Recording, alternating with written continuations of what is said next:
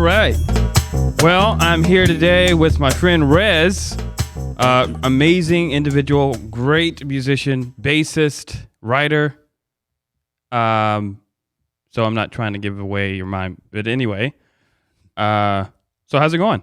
Pretty good. I've been somewhat busy. Oh, okay. Well, what types of things are you busy with right now these days? Well, I recorded a couple of songs with a good friend of mine, Jason Randolph, just a few months ago. Started intense rehearsals with my band, Bad Ethel. Ooh. And just performed at Mars Music Hall, which was amazing. A fantastic venue. They treated us like rock stars. It was fantastic. Wow. A lot of personal rehearsing, practicing, songwriting, doing as much as I can possibly do without, going insane. Oh my goodness. Well, it sounds like you're really, really busy, man, these days. I'm glad to hear that. Yeah, it's excellent. It's what I've been working on, my entire life. Yeah. It seems like anyway. Yeah. I mean, in light of COVID and, having to, I guess have those restrictions on, playing and live music, I'm glad to see that really hasn't impacted to the point to where it stops you. I think that's really, really awesome. Yeah, it definitely has slowed things down. I mean, when COVID hit, my calendar got wiped out. Oh man. But, fortunately, it didn't stop me completely. Yeah. A lot of dates got wiped out, but I did get some more dates filled in and other projects that, didn't require live performing came about. So okay. I've managed to stay busy through this difficult, trying time. Yeah. In contrast, I haven't actually spent a lot of time playing out live. I've been real busy with the business, but anyway, I guess before we get too far, of course, this is Meet the Mimes. Right. So I got a question for you. Okay. What's your mime? What are the things that make you, that you're putting out there without words, in spite of what you say, I guess? But just what are the actions, man, in terms of beliefs and goals, dreams, whatever? What's your mime? That's kind of a hard question to answer, really. I'm a rock and roll musician, through and through. I guess my mime would be more bass. More bass. Yeah, just all the time, more bass all the time. Oh wow! I want to hear it in the mix. Uh-huh. I want to feel it on under my feet. Oh my goodness! Yes. And just to play as much as possible, as often as possible. Okay. And yeah, I'm here to entertain people. It's really just, I love to be out in front of people, seeing them out there, grooving to what we're doing. Nice. Yeah. So yeah, more bass. That's my mime or my meme or whatever you want to call it. Yeah. When you said more bass, it reminded me of the Saturday night sketch. I need more cowbell. Yeah, exactly. That is me, Yes. but with the bass. Yeah, exactly. Oh yeah, I've got a fever. I remember that. Yeah. Christopher Walken, man, he's just my goodness. He's the best actor ever because he's always the same guy. Mm-hmm. Every time, every time, and yet he gets the gig because it's Christopher Walken. It's like, we don't need you to do anything else but be Christopher Walken in this scene. I love him so much. My goodness.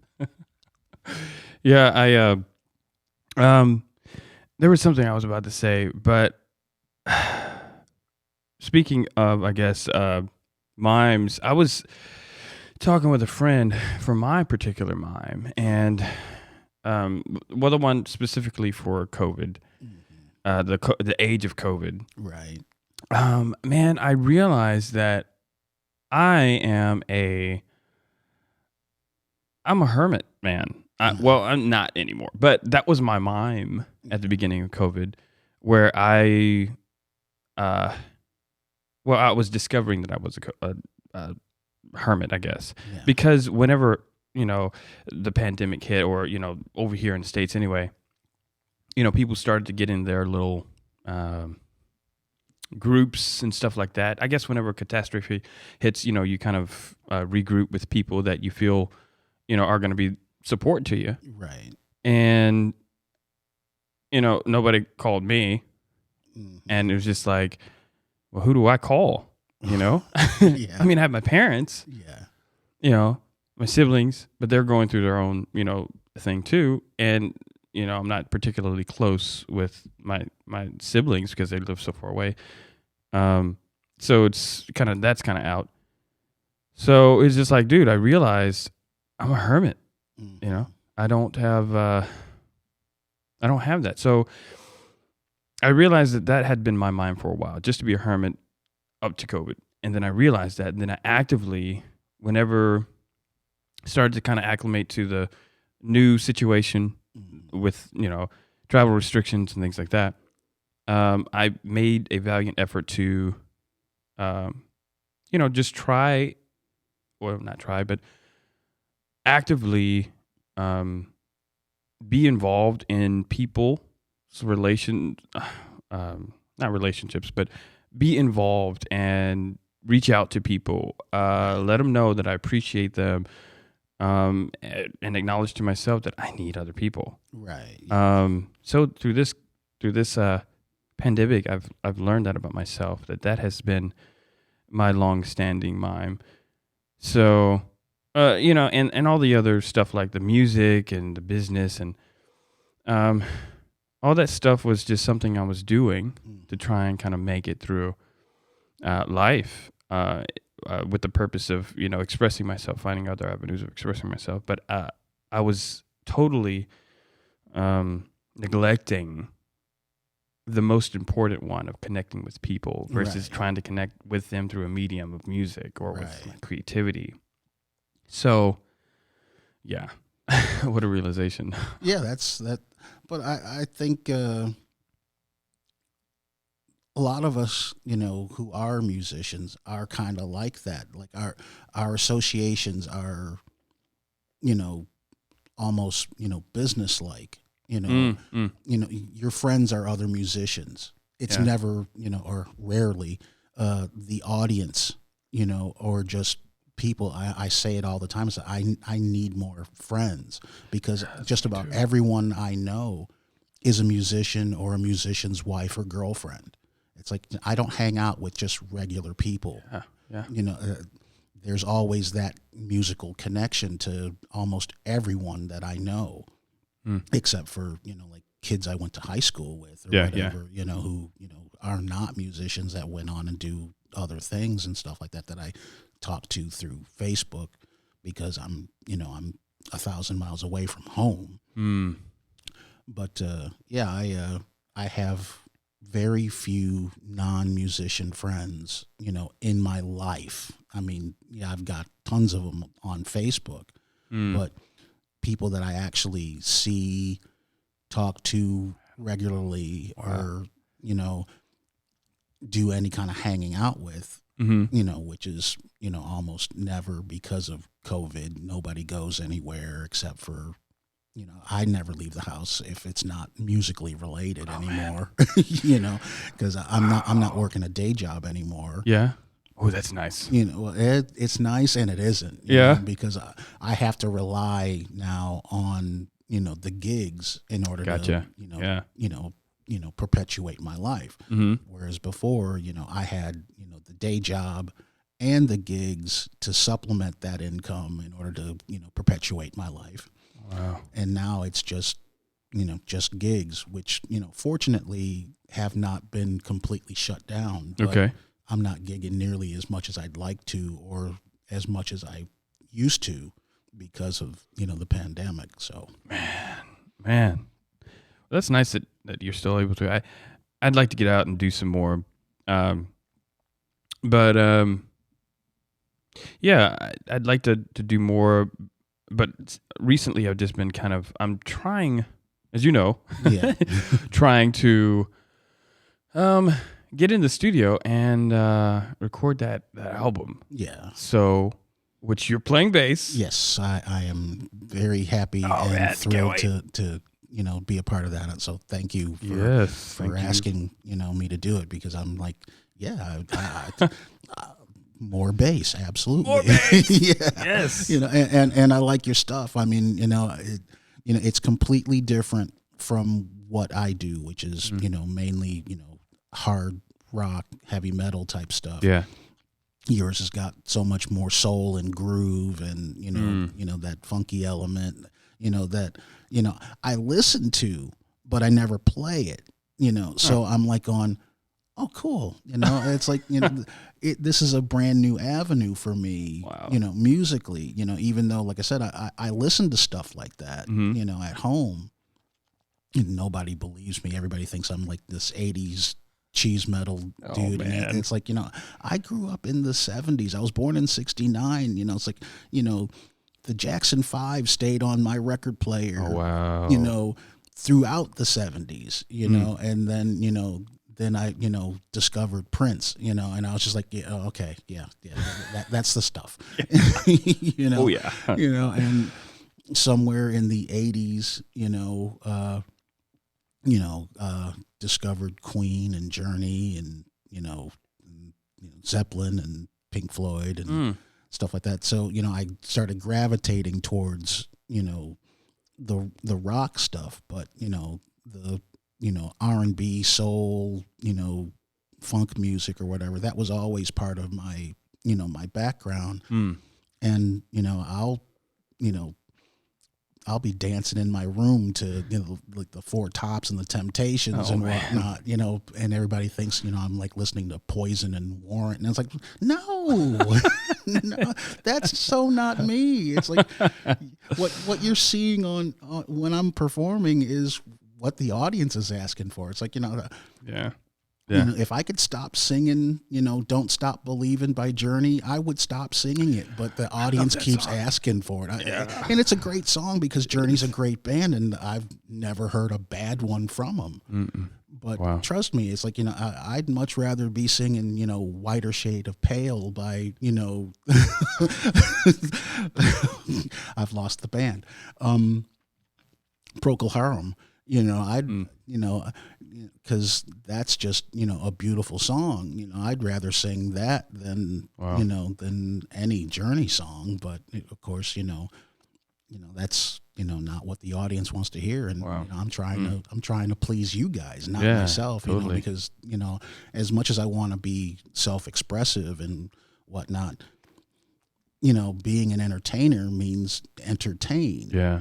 So give the audience what they're asking for, and then slide that song that you love in there somewhere. Yeah.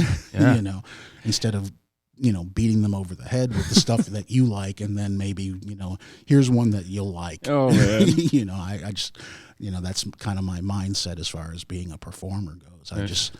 I'd rather see the audience happy than to gratify myself. I gotcha.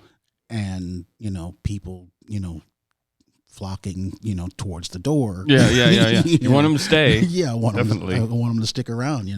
Yeah. Speaking of which, buy those beers. You also have written a few. I remember we had done a recently during this age of COVID. We were there at the alley. Yeah. And I think one of them was one that you had written, and it was kind of like a instrumental. Do you like what type of songs? I mean, you said that you play, what you said, 70s rock, rock bands. But like when you write your own stuff, what is that? How would you categorize that? It's kind of it's basically, more of the same, really. Just Okay. kind of a 70s hard rock kind of vibe, to the stuff that I write, which lends itself to, or is influenced by the stuff that I listen to. I just wrote a song that has kind of a Papa Was a Rolling Stone kind of vibe, Okay. but the guitars, are going to make it heavier, but the bass line and the drum parts, are kind of based on that kind of vibe, and the guitars, that'll be brilliantly played by my long-term guitarist, JJ Bartlett. Okay. That'll, have the hard rock heavy metal element to the song, but, like I said, the drums and bass and vocal part will definitely have more of a Papa Was a Rolling Stone kind of vibe. So, Okay. Wow. because like I said, I mean, I'm influenced by a lot more than just one genre of music. I listen to a lot of different stuff. I mean, I even like some of the country stuff that nice. nobody would ever really. It's that's kind of nice. I like that. Do you have any country artists in mind that you want to share? There's this one band. I think the Little Texas. Little Texas. Yeah, they had this song. What Could Have Been, I believe that was the title of it. And I was like, oh my God, that is a beautiful song. I'm like, I'd love to cover that sometime. Of course, the guys I'm playing with is like, really, dude, seriously? I'm like, but listen to it though. It's beautiful. It's got a great melody, and it's strip it down 3-piece. Just bass, drums, guitar. Lots of harmony vocals on it. That'll be awesome. And then you get those country guys that aren't necessarily into Van Halen, but I'm always trying to sell. Yeah. Hey. I'm a musical prostitute.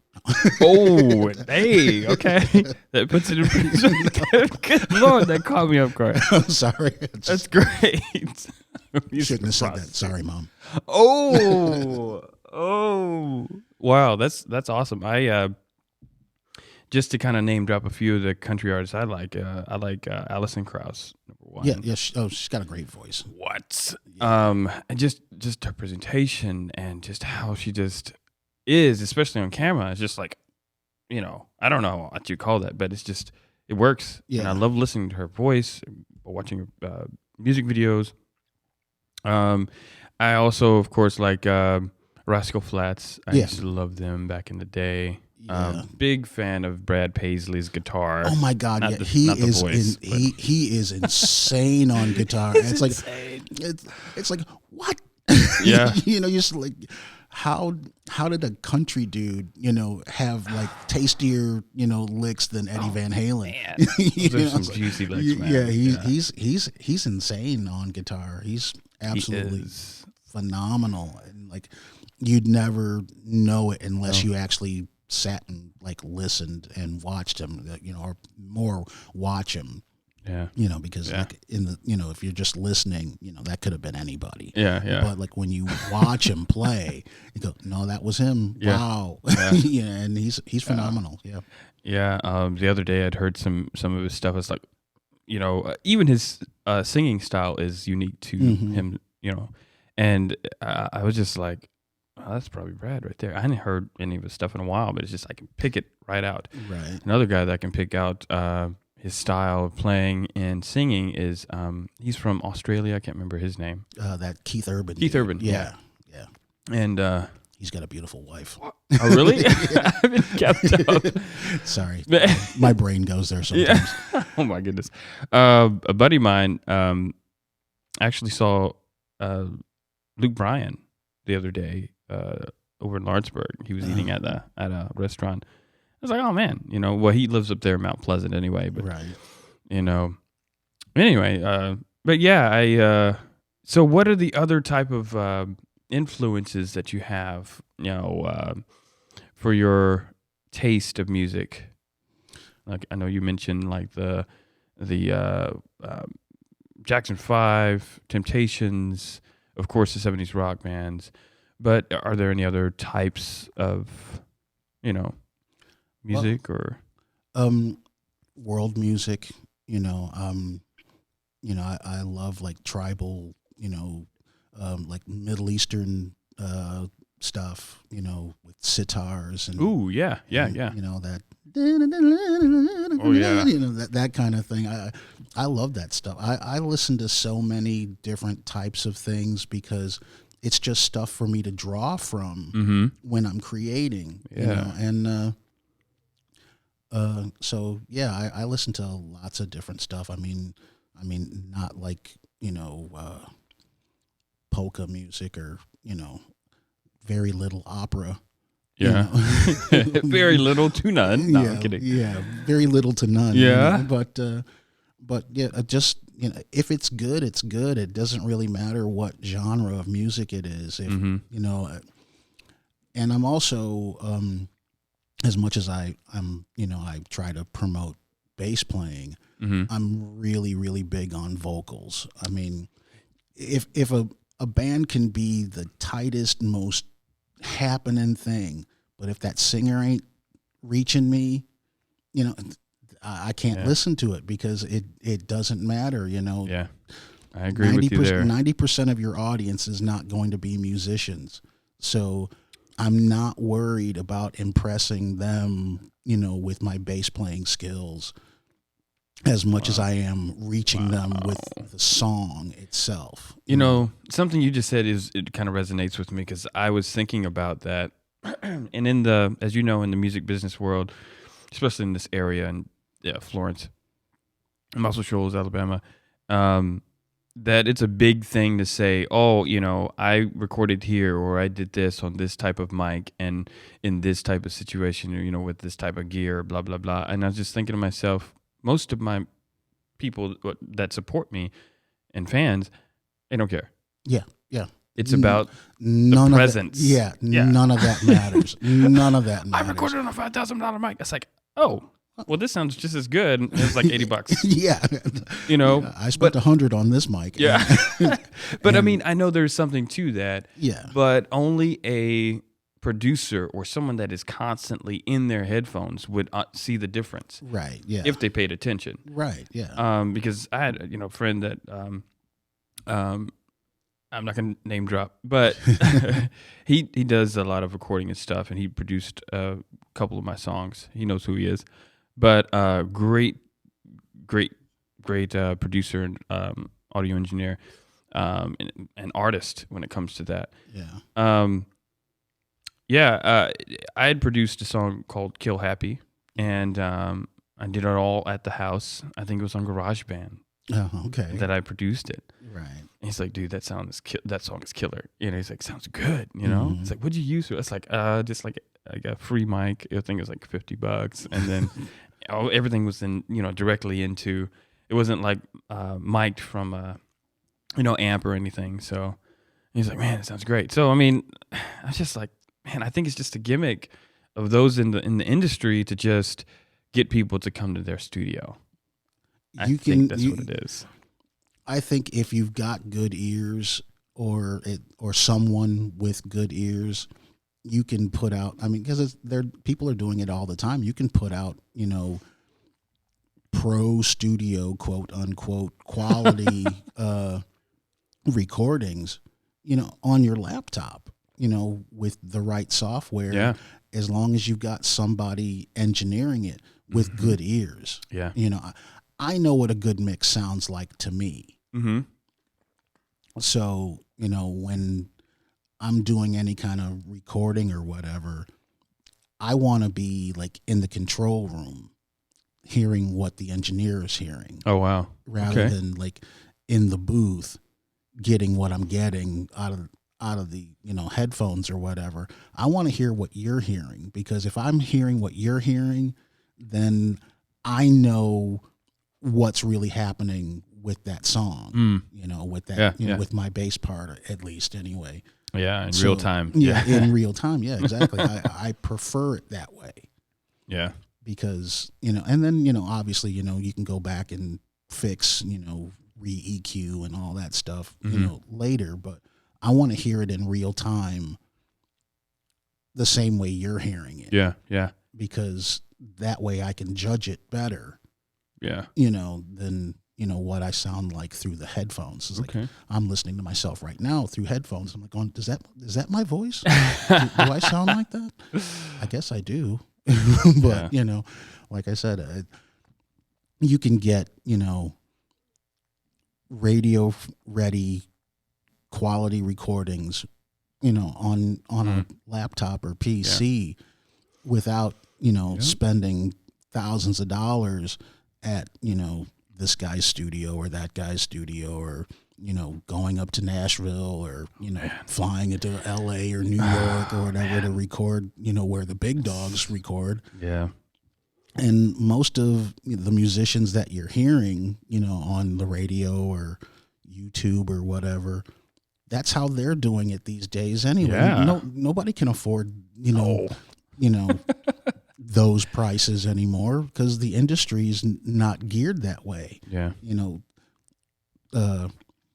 Record labels, are mainly for distribution these days rather than actual production of, musical content. Wow. Well, speaking of, recording and the process, do you prefer playing live? Yes. With the band? Okay. Yeah.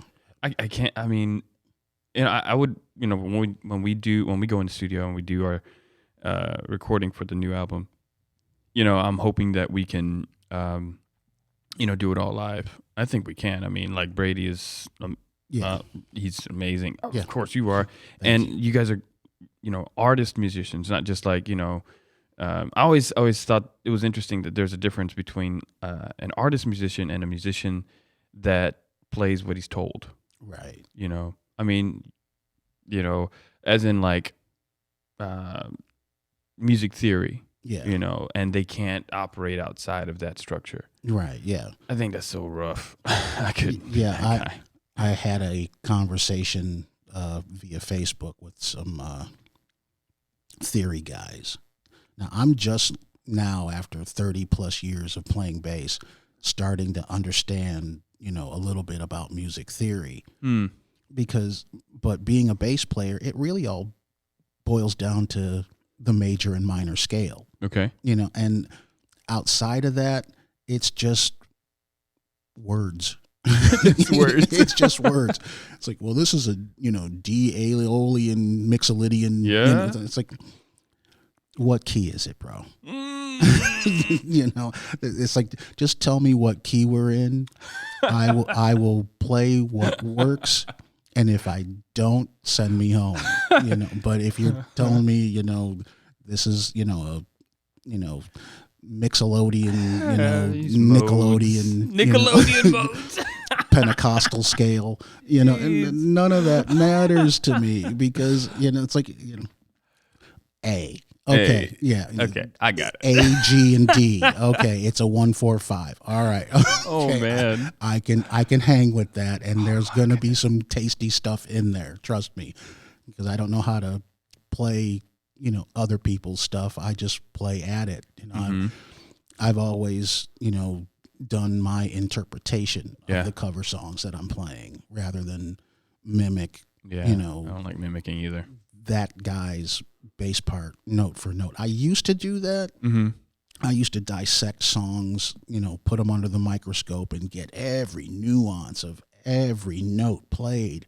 And I realized that no one else was doing that. I'd show up for practice, for rehearsals with every single thing, down. And then like those things weren't happening with the rest of the band. And I'm like going, oh, I don't have to work that hard anymore. Wow. So, wow. And it also helped for me to kind of develop my own, style, which, I completely ripped off from the man that inspired me. But, oh, wow. Thanks. I don't want to, you know, I wouldn't want to say that I'm any kind of carbon copy or clone of, you know, anybody, but I mean, I do have a major influence that has pushed me to a certain style of playing Okay. more than anybody else. But he shall Wow. remain nameless. Wow. Everyone that knows me knows who it is anyway. So yeah, speaking of mentors, man, I recently, well, not recently, it's been a couple of years, lost a mentor of mine. sorry. And yeah, and I posted on Facebook about this, but his name was Dale. And I don't know, man, I met him maybe 7 years ago. And he had this show, well, it was kind of a workshop, I guess, for, and I can't even remember the name of it, but it was on, it was basically a workshop for people who were interested in the indie side of everything, when it came to the industry. And I think one of the first ones was at a campground. I probably will remember what the name of it was. But anyway, he and his partner, his business partner, had come up with this workshop, and it became, I think it was over 8 to 10 years that they had done this annually, and it was really popular there in Nashville. And the last ones were on Music Row, actually, right off wow. Music Row on the Best Western, right there at the Music Row Best Western. And but this guy, he grew up, and of course, back in the day, he started his career being a busboy for the Rolling Stones. Wow. Yeah, and worked his way on up. He also had, been a road manager for Leonard Skinner. Actually, when Leonard Skinner was in Cardiff, Wales in '75, he recorded that. Okay, cool. And he was their road manager and stuff, and knew them, of course, very well. But he even, one of the really, I guess, high points of it was he, not long before he had passed away, he had, I would come up and visit him at his apartment and play some music and stuff for him. And he's like always trying to, just, hey, this is how you need to be in this business. And, this is etiquette, and this is blah, blah, blah, blah, blah. He would always preach at me every time I come see him. I was like, okay, I know. He's like, well, do it. I have a friend like that. Yeah. Right out. Yeah, right man. now, out in L.A. I need to give him a call because it's been a couple of weeks since I've spoken to him. But yeah, he's been kind of instrumental in my new attitude. Because I was always so band oriented, and he's like, you need to kind of be a little more mercenary about it. Ooh, what did he mean by that? That's interesting. Well, he didn't say that specifically, but that was kind of the motif, I guess, or whatever you want to call it, of the conversation, is that I need to be more concerned about my career rather than trying to get, a band where I want the band to go. So get where you want to go. Okay. And now that I am more focused on my own musical development and career, things have been happening for me and the band. Ooh, okay. That have gotten us, a little bit closer to, the goal. Because, the goal is no longer trying to be a rock star. I'm 51 years old, got 5 grandchildren. Oh my! And that's cool. Congratulations, by the way. Thank you. 5 beautiful, beautiful kids. But yeah, I'm not focused on being a rock star anymore. I want to be a working musician. Ooh, okay. Gigging plenty. And hopefully, guest starring on somebody's record, every now and then, and seeing that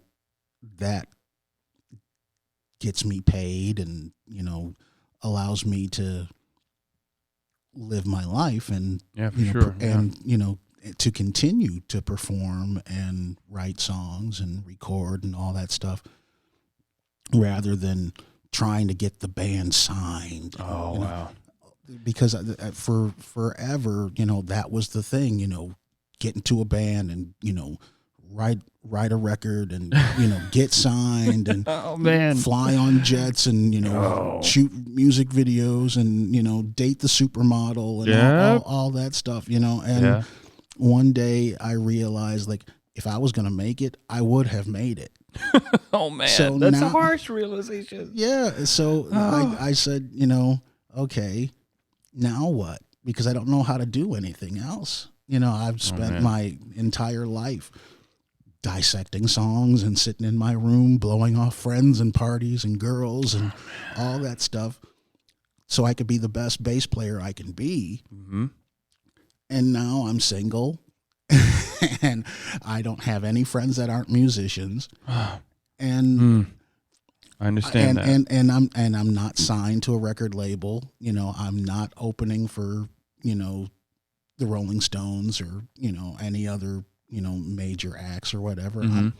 I'm playing down at Tootsie's, on Saturday night, for $100.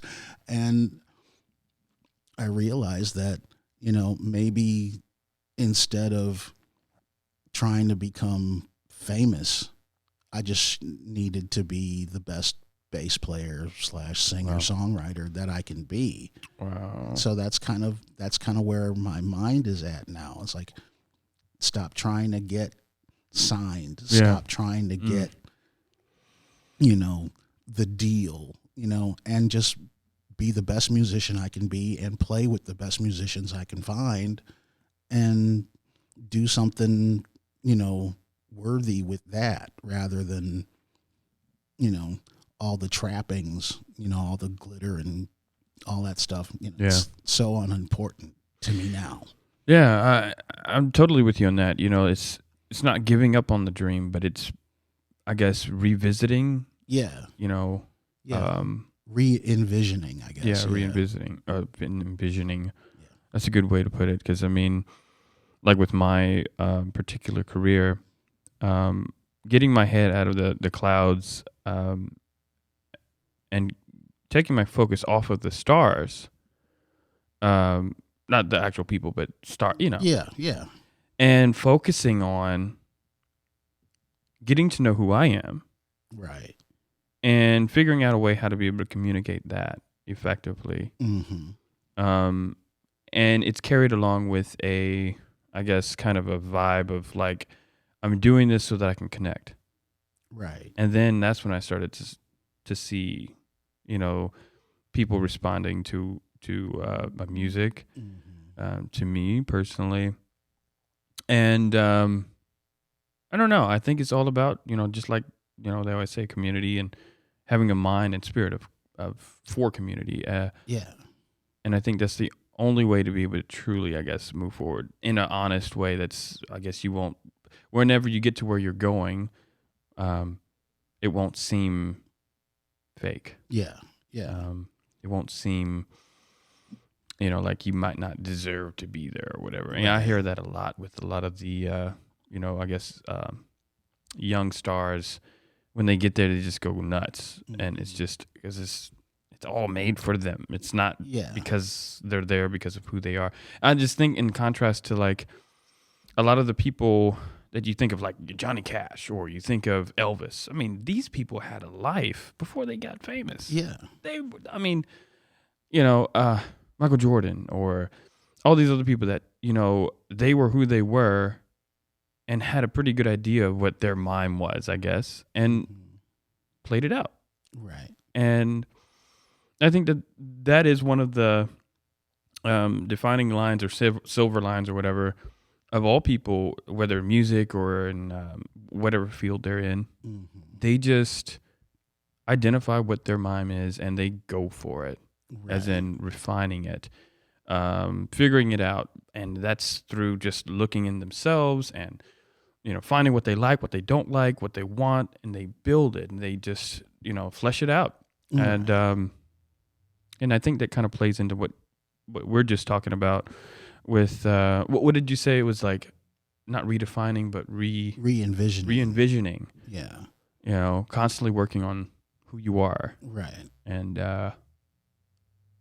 I think it's pretty cool. Yeah. It's really cool. It's really, for me, it's really the only way I can go, because like I said, I can't even think about, the rock star, quote unquote, lifestyle. It's like, it really doesn't exist. No. It's all smoke and mirrors, like see those, those rap videos, where dudes are, flashing stacks of cash. It's all play money. Oh man. My grandson has a wad of hundreds, that if you didn't look close where it says play money, you'd never know that wasn't a real bill. Oh my goodness. And he's got, stacks of it. I mean, like wads, it's like, where did you get all this? Oh, it's play money. Oh no. Had a scare for a minute. It's like, he's not, you're not, I know you ain't got no job. You're 17 years old in high school playing football. It's like, you can't be working at the same time. I know you're not. Making that kind of money. Making that kind of money. So what are you doing to get? Oh, you got this off Wish. It's play money. This is movie money. That's the kind of stuff that rappers be throwing out, like, pretending that they're, highballing, and it's like balling out of control. Yeah, so that mansion that they shot that video in belongs to somebody else. That gold chain is on loan from Versace. Oh my goodness. For the music video that somebody put up the money to shoot. Man, those girls, they're paid professional models. Those are not girlfriends in that video. It's like, I'm not trying to get there. I would shoot one of those videos in a heartbeat because it looks like a whole lot of fun, but I'm not going to, go in thinking that that's the lifestyle I'm going to have, because I'm not, because nobody does. Nobody has that lifestyle, really. It's all smoke and mirrors. It's for the entertainment, factor. And so, putting that to the side and saying, just be the best musician you can be. It's helped me refocus, and I'm far more creative now and happier, really, because before I was always frustrated because we're not doing this and we're not getting there. And, it's like, nah, it wasn't anything other than my focus was in the wrong place. Wow. And now that I'm refocused to being the best musician I can be, I'm 10 times happier. Am I any richer? No. I'm still, got a couple of bucks in the bank. I'm living on that while trying to survive COVID. Yeah. But, and I'm still gigging, not nearly as much as I'd like to, but gigging enough to keep me from going crazy. Yeah. Yeah, you gotta it ain't enough to keep it. me happy, but it's enough to keep me from going crazy, because when I can't get out and gig for too long, I get antsy and agitated, and I'm like, I got to play. I've got to get out. I've got to get on a stage somewhere. I don't care if there's only 5 people in the audience. I need to get out and play, And luckily,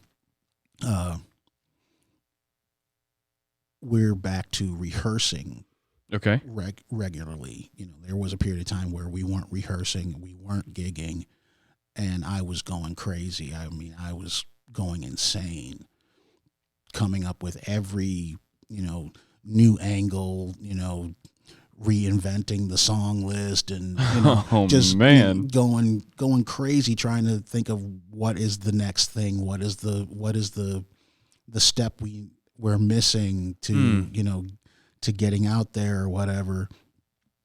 But we're back to rehearsing regularly, working on new material, both covers and originals, because I've sat there, through the beginning and throughout COVID, sitting in my room writing. Yeah. So, Okay. I have tons of ideas, and we started working up new songs. And so, staying busy, Wow. musically keeps me sane, Mm-hmm.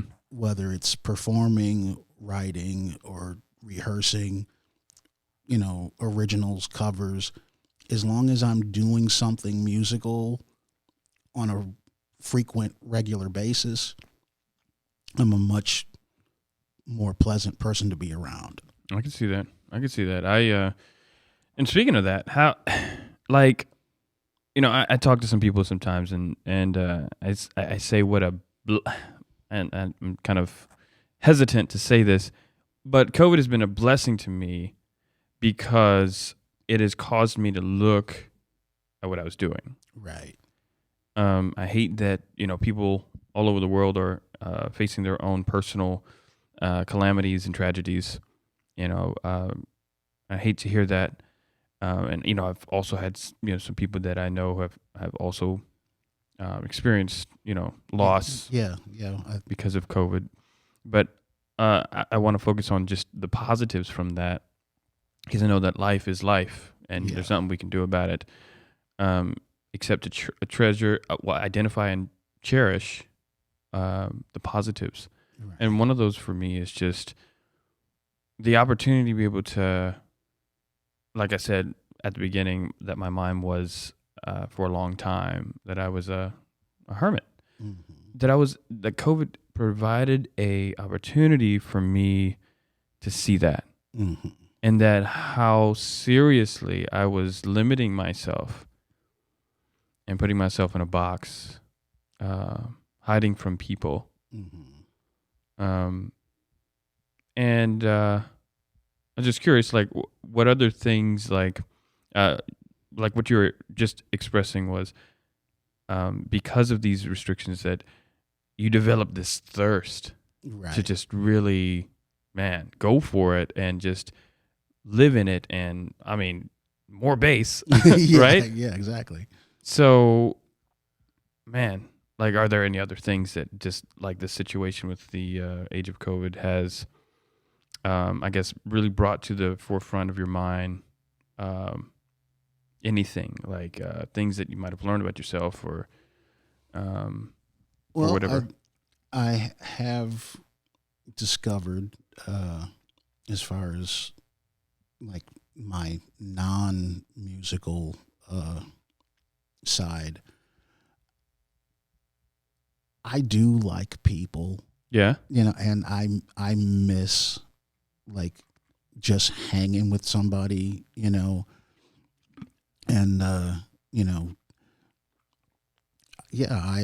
I miss just hanging out with people, because I'm sitting in my room 90% of the time. Yep. If it's not a musical situation, I don't go anywhere. And yeah, I miss people. I miss hanging out with guys, that, and just, drinking coffee, hanging out at, Denny's, or, Wow. there's no Denny's here. Yeah. Rivertown. Yeah, or just hanging out, drinking coffee, and and just talking, and just palling around. I miss The freedom. I miss women. God. Oh my goodness.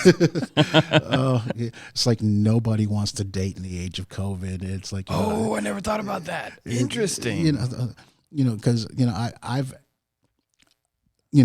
I've asked out a few women, since becoming single. Mm-hmm.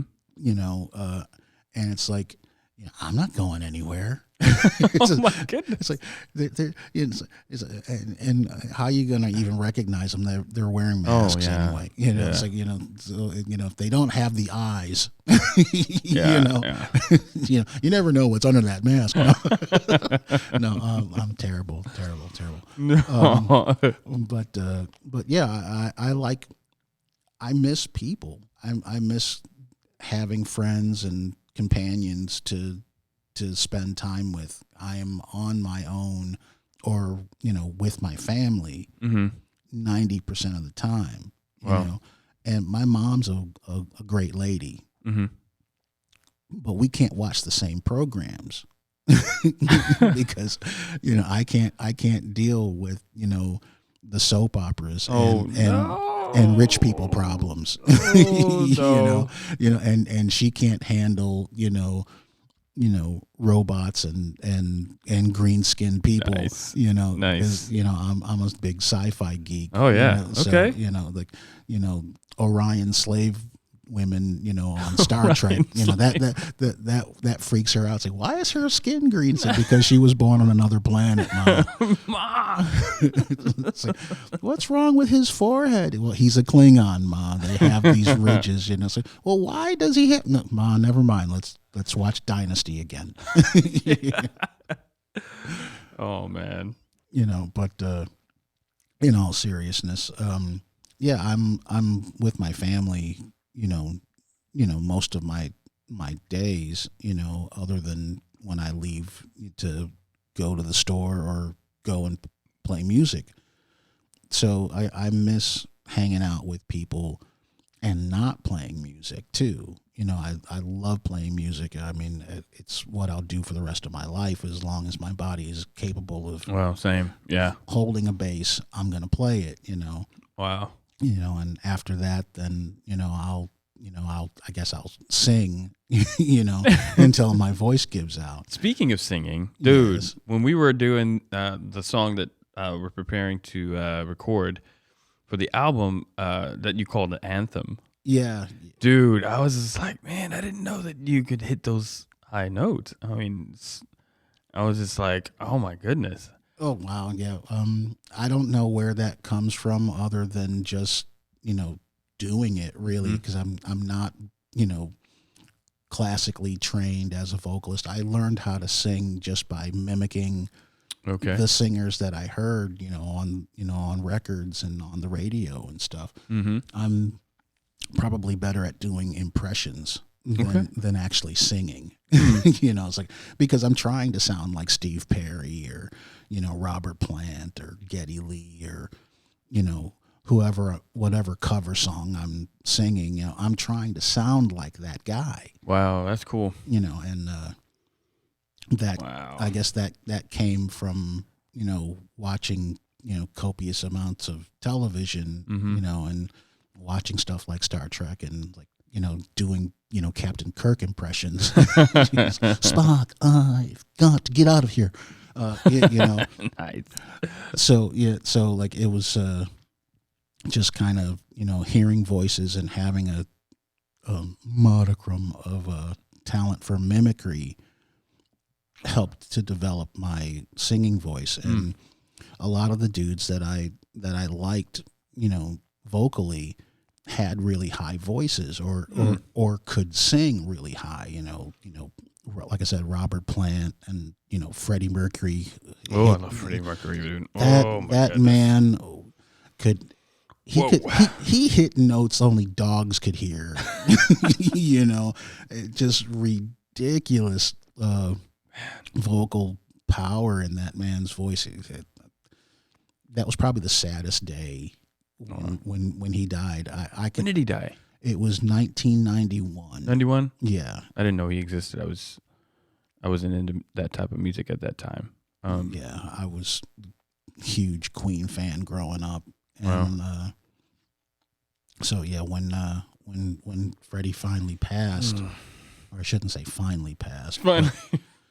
Yeah. But because he passed away quickly. Yeah, I heard, man. Oh. But when Freddie passed away, that was probably the saddest day I can recall. I mean, I was absolutely devastated because I was such a huge Queen fan. I had everything on vinyl. Oh, wow. Wow. From the first album up until the last record, because it wasn't available on vinyl at the time anyway. But yeah, I had the entire Queen catalog on vinyl, and they stayed on the stereo. They stayed with me, for for years and years and years. And Wow. when he died, I was devastated. My introduction to Queen and Freddie Mercury was actually when the movie was released. Oh, So yeah, can't remember. Yeah, the movie. yeah, Bohemian Rhapsody. Bohemian Rhapsody. Yes. Yeah. And when I watched it, I just instantly fell in love. Oh yeah. Instantly, I was just like, "What? This is an amazing." Well, actually, I'm sorry, I lied. Before that, but I fell in love with the character Freddie Mercury, with his artistry and his presentation. When I saw him performing, I think Bohemian Rhapsody, and he said, "Mama," Yeah. and I was just like, "Oh!" I was just blown away. And I think it was someone had made a parody or whatever they call those meme. There was somebody that was trying to sing his song, and there was somebody trying to sing, and they were just really just Just bad. and it showed him like I think he was laughing. He was just like, oh my God. Of course, I know exactly which one you're talking about. It was Kanye West. Oh, okay. Because he never should have touched that song. Oh no. And he basically butchered it. And far be it for me to talk about a multi-millionaire quote rock star unquote because I'm playing in bars. He's on TV. I'm down at Tootsie's. Yeah, I know what you mean. But he never should have touched that song, and the world knew it. And so somebody created that meme of him trying to sing that song and Freddie Mercury laughing. That's great. And he had a great sense of humor. I've seen so many interviews of Freddie, just taking the piss out of the interviewer. I'd be cracking up, and it's like it's like they don't know how to deal with this man. it's like is he serious right now? Or is he joking or whatever? Wow.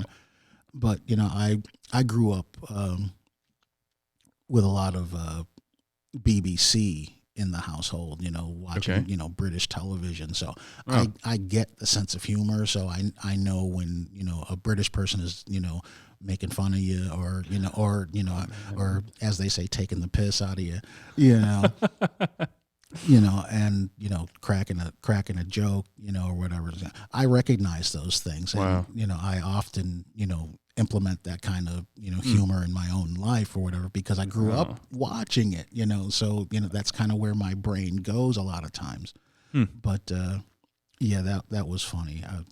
I digress. I'm going off on a tangent. No, that's no problem. Hey man, I'm enjoying this. But yeah, so I've really enjoyed it. Maybe we could maybe wrap it up a little bit. And so I guess we could end this on what are your plans for, I guess, moving on from here?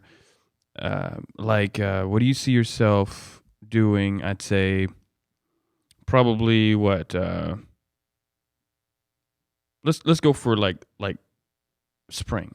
Like spring is always like a symbol of just new things. The end of the death of summer, or not winter, death of winter. Yeah. Right. Things are, starting new. What do you see for 2021 spring?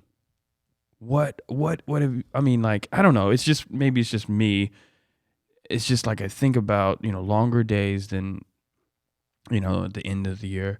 But for spring of 2021, what do you have hopes for? What do you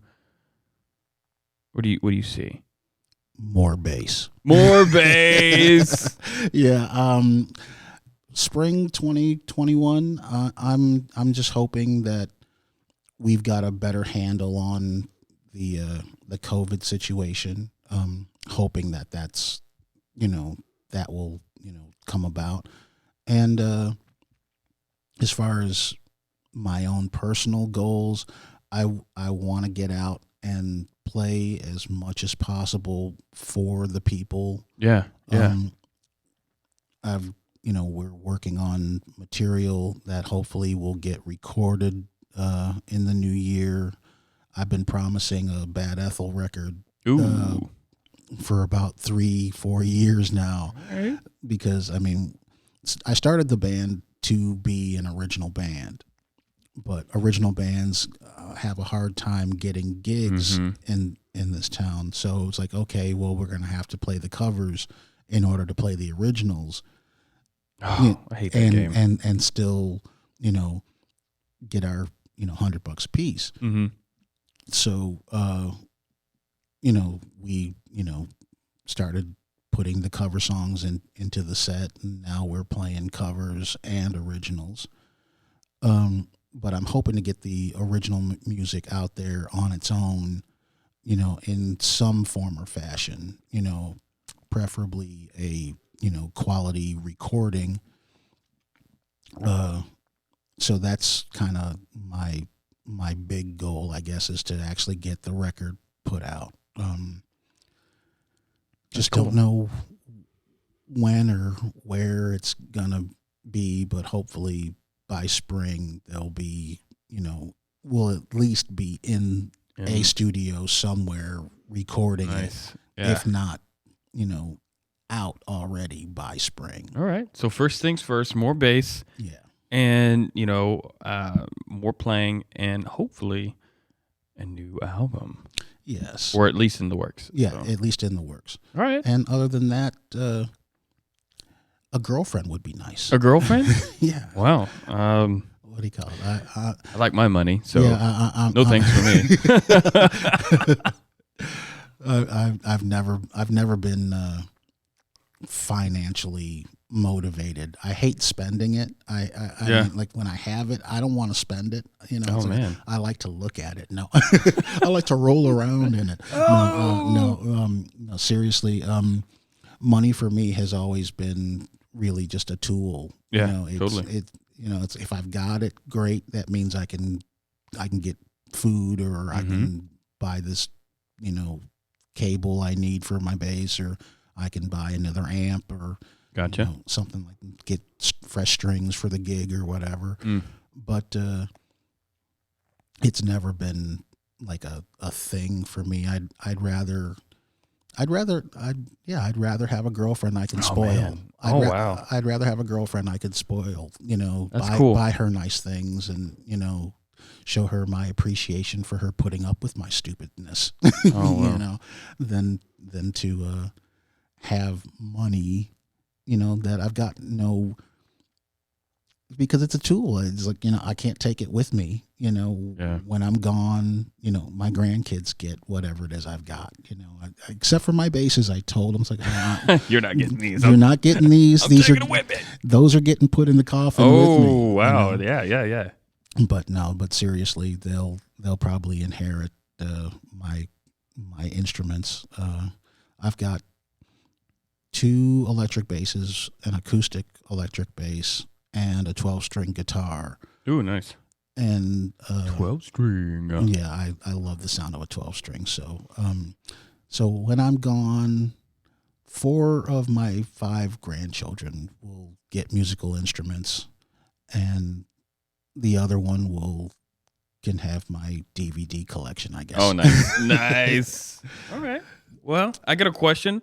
Okay. For those listening, do you want people to find you online? Yeah.